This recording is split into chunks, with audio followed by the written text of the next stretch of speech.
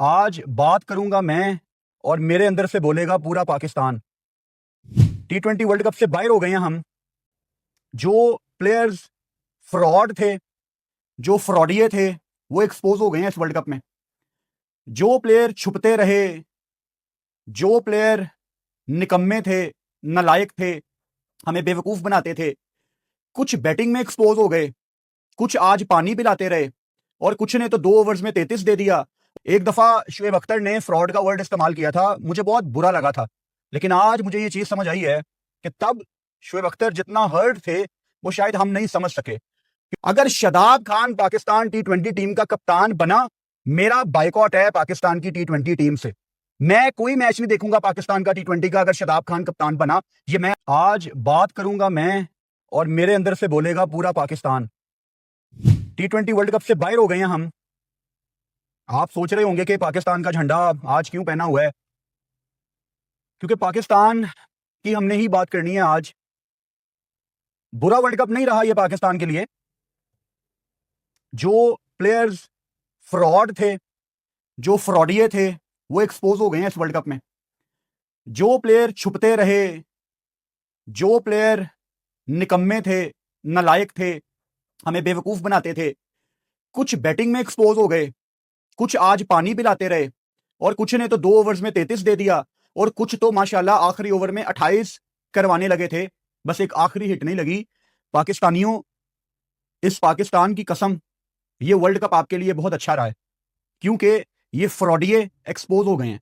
एक दफा शुएब अख्तर ने फ्रॉड का वर्ड इस्तेमाल किया था, मुझे बहुत बुरा लगा था, लेकिन आज मुझे ये चीज समझ आई है कि तब शुएब अख्तर जितना हर्ट थे वो शायद हम नहीं समझ सके, क्योंकि इन क्रिकेटर्स ने पाकिस्तान के लिए बड़ी बहादुरी के साथ क्रिकेट खेली है। वो फ्रॉडिये नहीं थे। वो कभी कभी गंदी क्रिकेट खेल लेते थे, लेकिन वो फ्रॉडिये नहीं थे। वो पाकिस्तान के लिए 100% देते थे। आपने टोटल तो लगा दिया, 213 का आपने उनको टारगेट दे दिया, लेकिन आपको वर्ल्ड कप में रहने के लिए 147 पे रोकना था श्रीलंका को। और मैं दाद देता हूं अबरार की, शुरू में पाकिस्तान ने थोड़ी सी जान मारी, अदरवाइज जितना सीधा ये विकेट था, यहां पे 147 की उम्मीद रखना बहुत ज्यादती थी। नहीं रुकता यार, बहुत ही सीधा विकेट था। अब सबसे पहले हम फ्रॉडियों की बात कर लेते हैं कि कौन कौन फ्रॉडिया था। अब पाकिस्तान टीम में जिस प्लेयर ने नाराज होना है, आप नाराज हो जाएं। लानत भेजता हूं मैं आपकी नाराजगी पे, लानत भेजता हूं मैं आपकी दोस्तियों पे, लानत भेजता हूं मैं आपकी इस तरह की क्रिकेट पे। एक एक करके मैं फ्रॉडियों का नाम आपके सामने लेता हूं। नंबर 1, शादाब खान। इंडिया के खिलाफ 1 ओवर 17 रन। कप्तान उसकी शक्ल देखने के लिए तैयार नहीं था। इंग्लैंड के खिलाफ उसने मार खाई और आज उस्मान तारिक 2 ओवर्स में 23 रन देता है, यानी उसका ऑफ डे था, और कप्तान ने शादाब खान को 14 ओवर्स तक बॉल ही नहीं दी। वो 15वां ओवर करने आया, पहला ओवर महंगा गया, 2 ओवर्स में 33 रन दिए। अब मैं आपको पिछले साल के शुरू में लेके जाता हूं, जहां पे न्यूजीलैंड में आपको याद होगा कि सुफियान मुकीम ने बड़ी शानदार बॉलिंग की थी और शादाब खान को तकरीबन इतनी ही कुट पड़ी थी, 1.5-2 ओवर्स में उसने 30+ रन दिए थे। उसके बाद लोगों ने उसको बड़ा बैक किया, इंजर्ड हो गया, वापस आ गया, बगैर प्रोसेस के वापस आया, डोमेस्टिक छोड़ के बिग बैश खेलने गया, कोई परफॉर्मेंस नहीं थी वहां पे।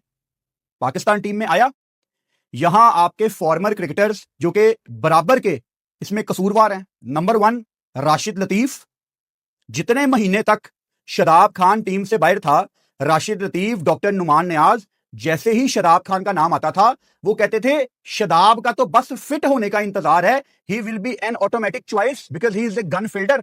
आज रनआउट मिस किया, शुरू में सीधी थ्रो नहीं लगी। मतलब अगर किसी को टीम में लाने का क्राइटेरिया ये है कि he is a great fielder, तो आज भी रनआउट क्यों नहीं किया? जितनी शर्म शादाब खान को आनी चाहिए, उससे कई ज्यादा शर्म राशिद लतीफ और डॉक्टर नुमान नियाज जैसे लोगों को आनी चाहिए। काश ये लोग शादाब खान को वापस लाने से पहले ये कहते कि जब शादाब खान फिट हो जाए तो शादाब डोमेस्टिक में जाए, वहां परफॉर्म करे, दोबारा फॉर्म में वापस आए और फिर पाकिस्तान टीम में आए। लेकिन नहीं, हर किसी को अपना फेवरेट प्लेयर पाकिस्तान टीम में चाहिए।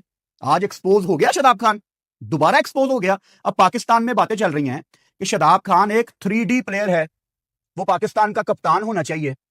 अगर शादाब खान पाकिस्तान टी20 टीम का कप्तान बन गया, एक ऐसा डरपोक प्लेयर जो कि लेग स्पिनर के नाम के पीछे से छुपता है और उसकी हर मैच में कोशिश होती।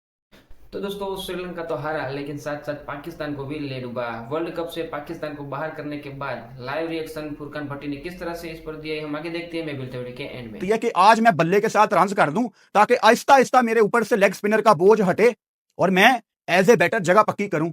अगर शादाब खान पाकिस्तान टी20 टीम का कप्तान बना, मेरा बाइकॉट है पाकिस्तान की टी20 टीम से। मैं कोई मैच नहीं देखूंगा पाकिस्तान का टी20 का अगर शादाब खान कप्तान बना। ये मैं आपको 28 फरवरी को आज बात कह रहा हूं।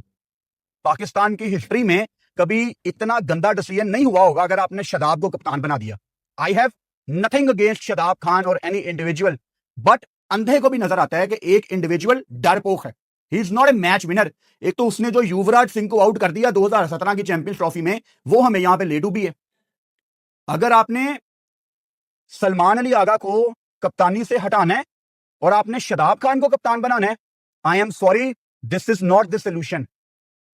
सलमान अली आगा के ऊपर आ जाते हैं क्योंकि कप्तान है। आगा ने बहुत बेवकूफ बनाया हमें। हमें टूर्नामेंट से पहले बताया गया कि हमारी प्लेइंग 11 हमें पता है, वी आर सॉर्टेड, हमें हमारी 15 पता है, हमें कोई प्रॉब्लम नहीं है, हमें पता है श्रीलंका में हमने किसको लेके जाना है। हर मैच में आपकी प्लेइंग 11 चेंज होती है, हर मैच में हमारा बॉलिंग अटैक चेंज होता है। सलमान अली आगा कोई अंधा भी होगा ना, उसको ये बात नजर आ जाएगी कि माइक हेसन का बहुत ज्यादा इन्फ्लुएंस था पाकिस्तान के ड्रेसिंग रूम के अंदर। एज ए कोच होना भी चाहिए, लेकिन फाइनल से कप्तान की होती है। लेकिन आप कप्तान थे, आपने कहा था कि हसन नवाज जनरेशनल टैलेंट है, आपने फिर उसको बैक क्यों नहीं किया? और आपको वर्ल्ड कप में मिडिल ऑर्डर में प्रूवन फेलियर बाबर आजम, जिसका कोई सैंपल साइज नहीं था, आप उसको चौथे नंबर पे खिलाते रहे। आपकी कप्तानी में सलमान अली आगा हर मुमकिन कोशिश हुई प्रूवन फेलियर्स को टीम में सेटल करने के लिए। आपने एशिया कप खेल लिया, आपने वर्ल्ड कप खेल लिया। मुझे बताएं आपकी क्या लेगेसी है सलमान अली आगा? 2 टूर्नामेंट किसी को जज करने के लिए बहुत होते हैं।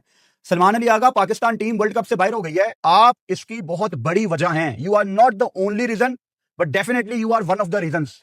आपकी कप्तानी इंग्लैंड के खिलाफ बहुत बड़ी वजह थी मैच हारने की। आपकी कप्तानी इंडिया के खिलाफ, जो आप बाहर से तय करके आए थे माइक हेसन से, आपके पास प्लान बी प्लान सी नहीं था। तो एज ए कैप्टन आप एक्सपोज हुए हैं। अब उर्दू की मिसाल है, अंधों में काना राजा। सलमान अली आगा को अगर आप कप्तानी से हटाते हैं, टी20 की बात कर रहा हूं, who will lead Pakistan team? अब मेरे पाकिस्तानी, मेरे मासूम लोग, आज फरहान ने 100 कर दिया, तो इस टाइम नीचे कमेंट आ गए होंगे कि फरहान को कप्तान बना दो। साहिबजादा फरहान बहुत अच्छा बैटर है, बट कप्तानी और चीज है। कप्तानी मांगती है करेक्टर, कप्तानी is something else. Sahibzada Farhan उस डोमेन में मेरे ख्याल से फिट नहीं होता, लेकिन एज ए बैटर उसने इस टूर्नामेंट में हर मुमकिन कोशिश की। सलमान अली आगा, मुझे लगता है कि ये उसको वनडे का कप्तान बनाएंगे। वनडे में वो पहले भी समझ आता था। और शहीन क्या एज ए कैप्टन जाएगा बांग्लादेश एज ए कैप्टन बन के, क्योंकि उसका तो वर्कलोड होता है ना फास्ट बॉलर का। उसको पहले भी कप्तान बनाना बड़ा एक माठा डिसीजन था। अब शहीन शाह अफरीदी आखिरी ओवर में श्रीलंका को 28 चाहिए था और सिर्फ 5 रन से ये मैच पाकिस्तान हारा है। अगर आखिरी बॉल पे छक्का पड़ जाता तो शहीन शाह अफरीदी 28 रन खा जाते।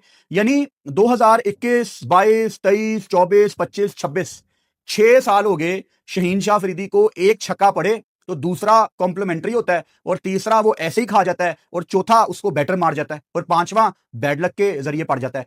वो भी नालायक है। शहीन शाह अफरीदी की इंप्रूवमेंट कहां पे है?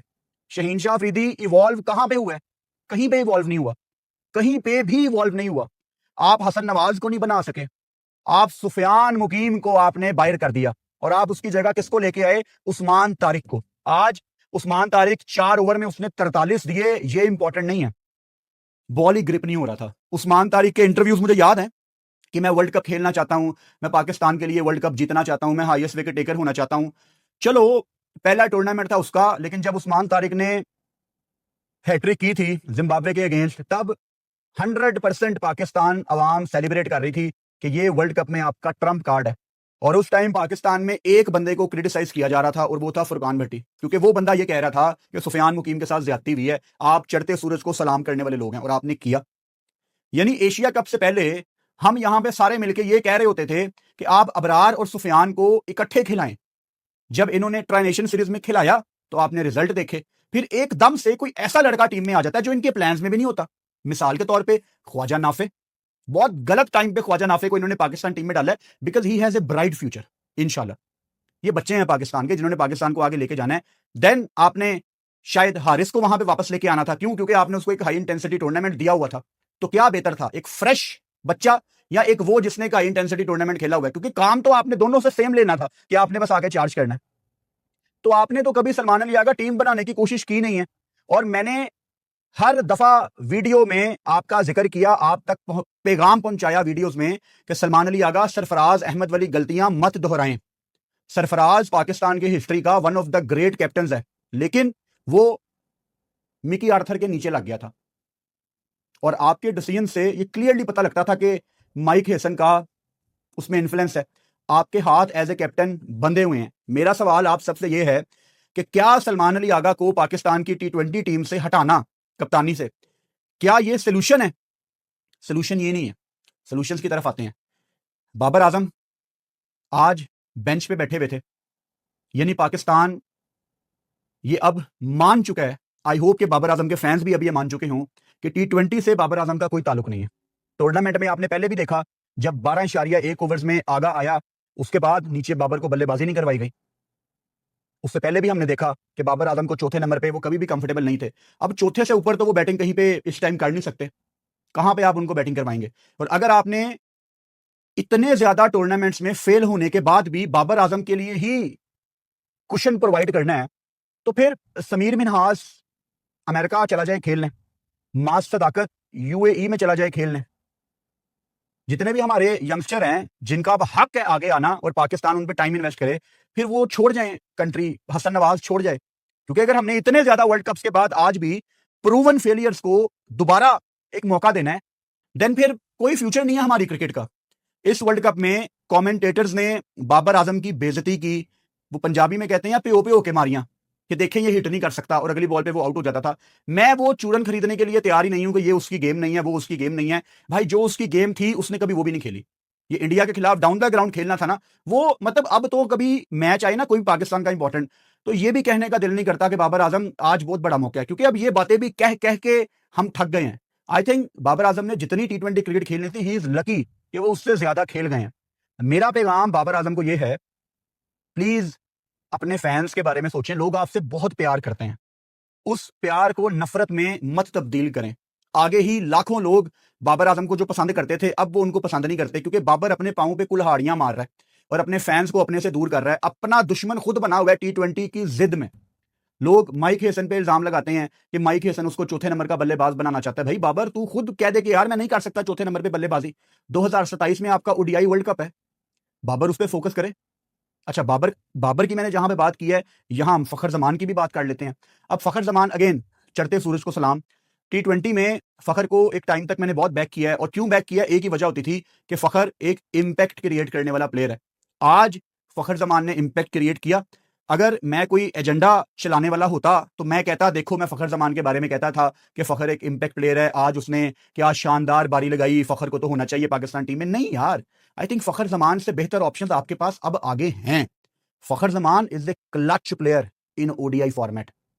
फखर जमान और बाबर आजम दोनों को अब सिर्फ वनडे पे फोकस करना चाहिए। बहुत अच्छी बात है कि फखर की T20 में एक आखिरी नोक अच्छी लग गई, ये कॉन्फिडेंस वो वनडे में कैरी करे। लेकिन फखर की फिटनेस कोई बहुत ज्यादा आइडियल नहीं है, वो इंजरीज कैरी करता है। और साउथ अफ्रीका, नमीबिया, जिम्बाब्वे होने वाले वर्ल्ड कप में आपको फखर जमान की बारियां चाहिए। जो शॉट्स उसके पास हैं, बॉल अच्छा बल्ले पे आता है। तो बड़ा आसान है इस टाइम आपके लिए ये कहना कि Fakhar Zaman is back in form. लेकिन पाकिस्तान टीम में होता क्या है कि पाकिस्तान टीम ना, जो प्लेयर बाहर होने वाला होता है वो बिल्कुल आखिरी मौके पे एक बारी खेल देता है और उसके ऊपर उसके 2 साल पक्के हो जाते हैं। इस चीज से हमें बाहर निकलना पड़ेगा। हालांकि पाकिस्तान टीम ने आज काफी चीजें बेहतर की। लाइक मैं आपको चीखता चिल्लाता यहां पे रहा कि पाकिस्तान बहुत ज्यादा ऑलराउंडर्स खिला रहा है, और ये बात कहीं ना कहीं पाकिस्तान के प्लेयर्स भी जानते थे। रेफरेंस दे देता हूं, 2 दिन पहले शहीन शाह अफरीदी प्रेस कॉन्फ्रेंस करने आए, उनसे सवाल हुआ कि डोंट यू थिंक कि माइक हेसन बहुत ज्यादा ऑलराउंडर्स खिला रहे हैं? तो शहीन ने इंटरेस्टिंग एक्सप्रेशंस दिए। शहीन ने आगे से कहा, टफ क्वेश्चन, इसका क्या मतलब होता है कि वो इससे मुख्तलिफ सोचते हैं। शहीन ने कहा, देखें कि माइक हेसन का अपना माइंडसेट है, वही बेहतर आपको इसका जवाब दे सकता है। क्या मतलब है इसका कि एज ए सीनियर प्लेयर अगर शहीन के दिमाग में ये बात है तो डेफिनेटली यार, जब मैं आपको इतने महीनों से बता रहा हूं कि आप बहुत ज्यादा ऑलराउंडर्स खिला रहे हैं, कितना मुश्किल है। 2 फास्ट बॉलर खिलाएं, मिसाल के तौर पे आज शहीन और नसीम थे, 2 फ्रंट लाइन स्पिनर, आज अबरार और उस्मान तारिक थे, साइम आज नहीं था, चलो उसको साइड पे कर देते हैं, आगा ऑलराउंडर, शदाब को तो इस टाइम ऑलराउंडर कहते हुए भी मुझे शर्म आ रही है, नवाज ऑलराउंडर। आप इतनी एक्स्ट्रा ऑप्शंस खिला रहे थे वर्ल्ड कप में, वो शुरू शुरू में ना मुझे भी नहीं समझ आती थी कि किसी मैच में नवाज की बॉलिंग नहीं आई, किसी मैच में फहीम की बॉलिंग नहीं आई, किसी मैच में नवाज की बैटिंग नहीं आई, किसी मैच में फहीम की बैटिंग नहीं आई। कुछ समझ नहीं आ रहा था कि साइम एक ओवर में 2 विकेटें ले रहा है, फिर वो अगला ओवर नहीं करवाने आ रहा, बिकॉज इतनी ज्यादा ऑप्शंस थी आगा के सामने, और ये आगा ने खुद ये गलतियां की हैं इतनी ज्यादा ऑप्शंस खिला के। वो मैं अक्सर आपको एग्जांपल देता हूं ना कि आप जब शॉपिंग पे जाएं, आपको एक शर्ट पसंद आ जाए, आप वो शर्ट लेने लगते हैं, लेकिन सेल्समैन आपको कहता है कि सर ये भी देखें वो भी देखें, फिर आपके सामने 5-6 शर्ट्स आ जाती हैं और आप कंफ्यूज हो जाते हो। वही हो रहा है सलमान अली आगा के साथ, और सलमान अली आगा इसमें बिल्कुल भी मासूम नहीं है, क्योंकि ये मसले मसाइल उसने खुद अपने लिए क्रिएट किए हैं, ये गलतियां उसने खुद की हैं माइक हेसन की बातों में आके। क्योंकि सैंपल साइज तो ये कहता है कि माइक हेसन जब इस्लामाबाद यूनाइटेड के साथ थे, वो ऑलराउंडर्स की स्ट्रेटजी को बहुत ज्यादा बैक करते थे, लेकिन अगर एक चीज इस्लामाबाद यूनाइटेड के लिए काम कर रही थी जो कि इतनी ज्यादा नहीं की, तो क्या वो पाकिस्तान के लिए काम करेगी? इसका प्रूवन सैंपल साइज है नहीं। मैं उम्मीद करता हूं, क्योंकि जैसा मैं सोचता हूं वैसा ये करते नहीं है, मैं उम्मीद करता हूं कि Pakistan team, Pakistan cricket board कोई पैनिक बटन ना दबाए। पैनिक बटन से मेरी क्या मुराद है? पैनिक बटन से मेरी मुराद है कि आपने सलमान अली आगा को कप्तानी से हटा दिया, आपने माइक हेसन को कोचिंग से निकाल दिया, ये होगा पैनिक बटन। क्योंकि इस टाइम ये वन ऑफ द रीजंस हैं, but they are not the main reasons. आपको T20 में 0 से अपनी टीम बनानी है, और किन लड़कों के अराउंड आपको टीम बनानी है, नाम नोट कर लें। आपको Saim Ayub, I know failure है, नहीं चला, बट रखना है आपने उसको 15 में, सीधी सी बात है। साइम अयूब पे इतना इन्वेस्ट किया है, बंदे का पुत्र बनाना पड़ेगा उसको, उससे परफॉर्मेंसेज निकालनी है साइम अयूब से। ऐसी की तैसी साइम अयूब की कि तेरे पे इतना टाइम इन्वेस्ट किया है, ऐसी की तैसी तेरी कि तू क्यों नहीं आगे बल्ले से रन करके देता। टीम आपको इनके इर्द गिर्द बनानी है।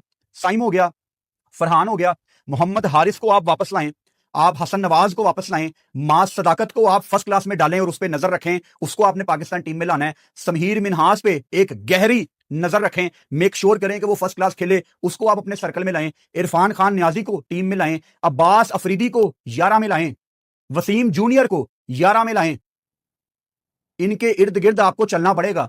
अब्दुल समद को 15 में लाएं, इनके इर्द गिर्द आपको टीम बनानी पड़ेगी। और निकालना किनको है टीम से? शदाब खान कभी भी पाकिस्तान टीम से नहीं निकलेगा। आई डोंट नो उसकी क्या वजह है, बट वो बंदा डिजर्व नहीं करता पाकिस्तान की टीम में। अब आपको शायद मेरे से वाइब आ रही हो कि मैं शदाब के बहुत ज्यादा अगेंस्ट हूं, लेकिन भाई साहब 14 ओवर हो जाएं, 2 ओवर उस्मान तारिक के गंदे हो जाएं, उसके बावजूद अगर कप्तान उसको बॉल नहीं दे रहा, और वो भी अगर एज ए लेग स्पिनर नहीं आना चाह रहा बॉल पकड़ के, तो फिर इसका मतलब साफ है कि वो सिर्फ एक डरपोक बॉलर है।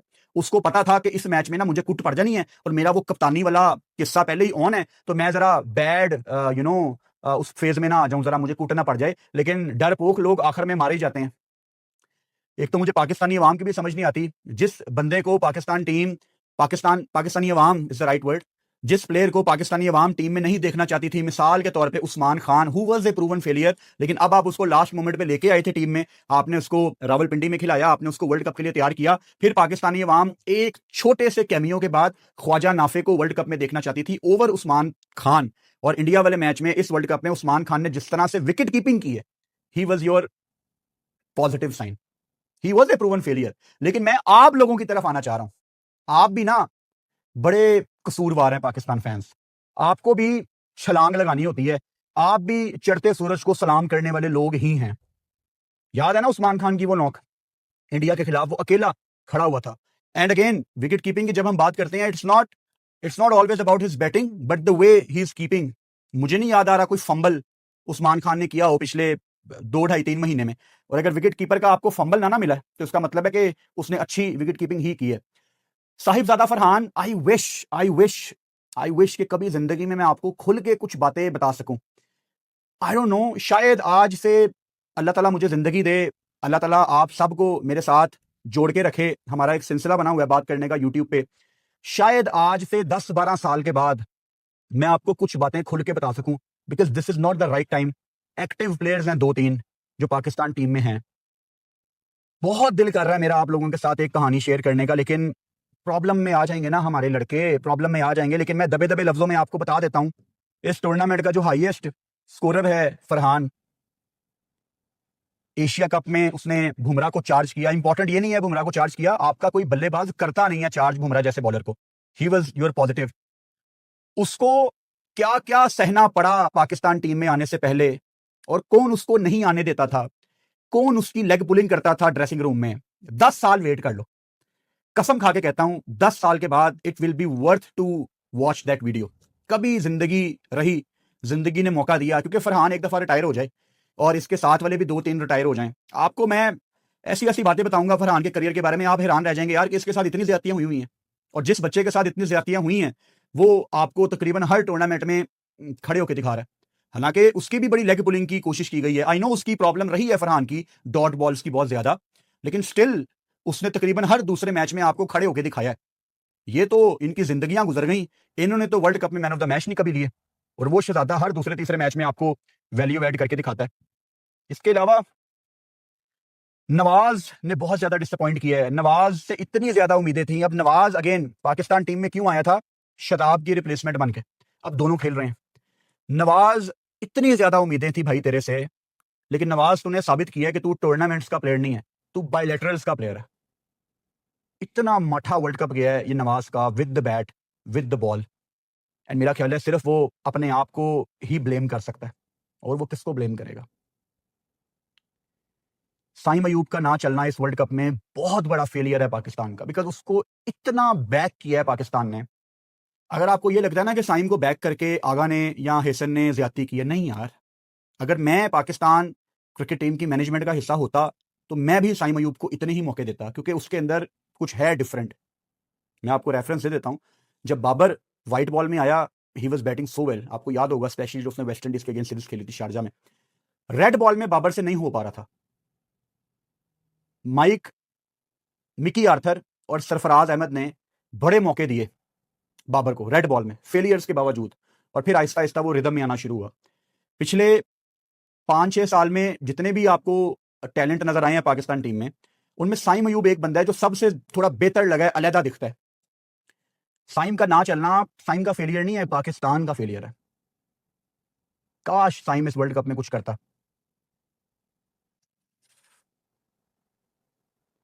बड़ी मैंने कोशिश की as an individual Pakistan team को बैक करने की। आपको वो नेदरलैंड्स वाली गेम याद हो गई थी, तब तो यार रोना आ गया था। प्यार ही बहुत है यार इस झंडे से, इन इंडिविजुअल से अपना कोई लेना देना नहीं है। इनके सीने पे पाकिस्तान का नाम लिखा होता है, इनके सर पे पाकिस्तान का सितारा होता है, बस उसकी वजह से मुझे इनसे लगाव हो जाता है। जितना मैं जोर लगा सकता था इनको बैक करने के लिए मैंने जोर लगाया है। कल रात से बुखार भी बहुत ज्यादा था, गला बहुत खराब था, क्या क्या आपको मैं बताऊं यार। इट्स नॉट इंपॉर्टेंट कि मैं अपनी कहानियां आपके सामने लेके बैठ जाऊं, बट आज पाकिस्तान का वर्ल्ड कप का सफर यहां पे खत्म होता है। मैं ये कह सकता हूं कि मैंने अपना 100% दिया है इनको बैक करने में, इनका मोराल उठाने में, इनको मोटिवेट करने में, इनको इंस्पायर करने के पीछे मैंने कोई कमी नहीं छोड़ी। लेकिन ये ऐसे नालायक हैं कि ये खड़े नहीं हुए टूर्नामेंट में, ये खड़े नहीं हुए टूर्नामेंट में। I tried my level best. Future में पाकिस्तान की अगली जब T20 सीरीज आती है, उसमें अगर यही प्रूवन फेलियर्स शदाब, बाबर, शहीन, फखर, ये प्रूवन फेलियर्स अगर आपको पाकिस्तान की T20 टीम में नजर आए, और मेरा आपको सख्त लहजा अगर नजर आया, तो कोई ये ना कहे कि फुरकान भट्टी आप इतने नेगेटिव क्यों हो गए हैं, क्योंकि मेरे अंदर बहुत जहर है, बहुत जहर है मेरे अंदर। वो जहर आप लोगों को नजर आएगा, और तब कोई मुझे फिर ये ना कहे कि you are a very negative person, because तब आपको याद होना चाहिए कि ये नेगेटिव पर्सन कभी नेगेटिव पर्सन नहीं था। तो ये जो आज आपके सामने मैं बड़ा काम बैठा हुआ हूं, ये रूप भी मेरा याद रखना, क्योंकि ऐसा हमेशा नहीं रहेगा। 2024 के T20 वर्ल्ड कप में मेरा दिल टूट गया था जब मेरी टीम अमेरिका से ही बाहर हो गई थी और मुझे वेस्ट इंडीज जाना था पाकिस्तान टीम के बगैर। वो तो चलो वेस्ट इंडीज जाने का मौका आपको जिंदगी में एक आधी दफा ही मिलता है, बहुत दूर है, तो वेस्ट इंडीज की एक क्रिकेट की हिस्ट्री है, उस चक्कर में मैं वेस्ट इंडीज चला गया। लेकिन बहुत तकलीफ थी कि मेरी टीम क्वालिफाई नहीं कर सकी और मैं वेस्ट इंडीज जा रहा हूं। वैसे ही मुझे फीलिंग आ रही है, क्योंकि पाकिस्तान टीम बाहर हो गई है और वर्ल्ड कप जारी है। कल दोपहर को जिम्बाब्वे साउथ अफ्रीका का मैच है, जो कि अनफॉर्चुनेटली मैं कवर नहीं कर पाऊंगा। अगर पाकिस्तान टीम आज क्वालिफाई कर भी लेती तो मैंने साउथ अफ्रीका जिम्बाब्वे की गेम कवर नहीं करनी थी, बिकॉज मेरी बहुत दिनों से नींद पूरी नहीं हुई। मुझे आज पता नहीं नींद आती भी है कि नहीं, ये बहुत डिस्टर्बिंग नाइट होगी आज। एंड टू बी ऑनेस्ट, अभी तो पाकिस्तान वर्ल्ड कप से बाहर हुआ है। I am very disappointed. इस टाइम तो मेरे अंदर कोई फीलिंग ही नहीं है। I can not feel my body with me. मेरे अंदर किसी किस्म की कोई फीलिंग ही नहीं है। ये घंटे 1.5 घंटे के बाद थोड़ा पता लगना शुरू होगा कि कितना डैमेज हुआ है। अभी तो मुझे कुछ समझ नहीं आ रही। लेकिन वर्ल्ड कप के पॉइंट ऑफ व्यू से कल बहुत बड़ी गेम है। शाम को India versus West Indies quarter final है कलकत्ता में। जो जीतेगा वो सेमीफाइनल में जाएगा। एज ए प्रोफेशनल मुझे वर्ल्ड कप के बाकी मैच उसी पैशन के साथ कवर करने हैं जितने मैंने मैच पहले किए हैं पाकिस्तान की मौजूदगी में। वो अलहदा बात है कि डीप इन साइड अगर पाकिस्तान अगर टूर्नामेंट में अलाइव हो तो मेरे अंदर भी काफ़ी जान बनी रहती है। लेकिन आई डोंट नो मैं अपने आप को किस तरह कैरी करूंगा, लेकिन I have to do it. So कल एक डेड रबर गेम है पहली, क्योंकि साउथ अफ्रीका ने क्वालिफाई किया हुआ है, उसको मैं कवर नहीं करूंगा। कल पाकिस्तान टाइम के मुताबिक 5 बजे मैं लाइव आ जाऊंगा वेस्ट इंडीज़ वर्सेस इंडिया के लिए। और आज की इस वीडियो के आखिर में मैं दुआ करता हूं कि जो भी फैसले पाकिस्तान क्रिकेट बोर्ड करे वो फ्यूचर में पाकिस्तान के हक में बेहतर साबित हों। पाकिस्तान जिंदाबाद। तो हेलो इंडियन दोस्तों, पर फिर से आप सभी का स्वागत है। दोस्तों, आज श्रीलंका ने हार कर भी पाकिस्तान को हरा दिया है, और ऐसा हरा है कि कहीं पाकिस्तान पूरी दुनिया में मुंह दिखाने के लायक नहीं बची है। जी हाँ दोस्तों, पाकिस्तान के लिए मैच करो या मरो वाला था। लेकिन जब स्टार्टिंग में 212 रन बना दिए, तब फुरकान पट्टी लाइव रिएक्शन दे रहा था और उछल कूद कर रहा था। और जब फरहान ने 100 मारा, साहिबजादा फरहान ने 100 मारा, तब तो बहुत उछल कूद कर रहा था कि हम यहाँ से 250 रन बना सकते हैं। हमें ऐसी वाइब आ रही है कि हम सेमीफाइनल में जा रहे हैं, इंडिया के साथ कोलंबो में फाइनल खेल रहे हैं। इतना इतना उसने तो सोच लिया था। लेकिन भाई वो तो श्रीलंका निकली। श्रीलंका ने भाई किस तरह से मारा, कैसा मारा। पाकिस्तान के super fast premier bowler Shaheen Shah Afridi को लास्ट के ओवर में 28 रन चाहिए था, उसमें 3 छक्के लगा दिए, 1 चौका लगा दिया। वो तो शुक्र करो 1 छक्का नहीं लगा, वरना एक मैच भी हार जाते। चलो भाई, श्रीलंका मैच तो हार गया, लेकिन साथ साथ पाकिस्तान को भी ले डूबा। पाकिस्तान को मैच को 65 रन से जीतना था, लेकिन 65 रन तो छोड़ो, 6 रन से जीता सिर्फ। अब फुरकान पट्टी अपना लाइव रिएक्शन दे रहा था। पहले तो उछल कूद कर रहा था, बाद में जब एक एक छक्का लग रहा था श्रीलंका की ओर से, विकेट नहीं गिर रहे थे, सदाब खान को पीठ पड़ रही थी, कूट पड़ रही थी, तब वो अपना क्राइंग रिएक्शन दे रहा था। अब जब हारा है तब उसका मुंह देखने लायक था।